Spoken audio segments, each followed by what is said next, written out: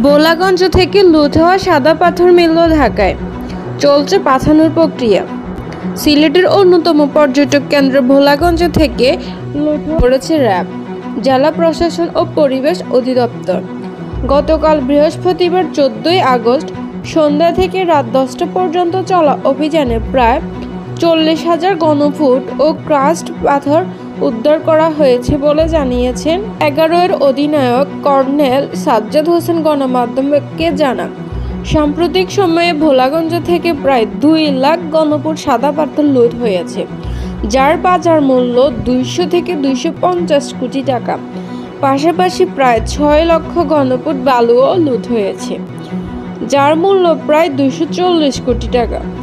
অবৈধভাবে পাথর উত্তোলনের পর এগুলো স্থানীয় দয়ার বাজার, কালাবাড়ি ও ভোলাগঞ্জে 10 নম্বর ঘাটে জমা করে বিভিন্ন ক্রাশার মেশিনে পাঠানো হয়। তিনি বলেছেন, আমরা সংবাদ পাই সেই পাথর সেখানে রয়েছে। তারই ভিত্তিতে ঢেমরা 40,000 ঘনফুট আস্ত ও ক্রাস্ট সাদা পাথর উদ্ধার করা হয়। ওই সময় ঢাকা জেলা প্রশাসক ও পরিবেশ অধিদপ্তর কর্মকর্তারাও উপস্থিত ছিলেন। এইদিকে আজ শুক্রবার 15 আগস্ট সকালে র্যাব 11 এর মিডিয়া অফিসার সহকারী পুলিশ সুপার মোর্শেদ জানান, পাথরগুলো যারা কিনে এনেছে তাদের কাউকেই ওখানে পাওয়া যায়নি। পাথরগুলো ভোলাগঞ্জ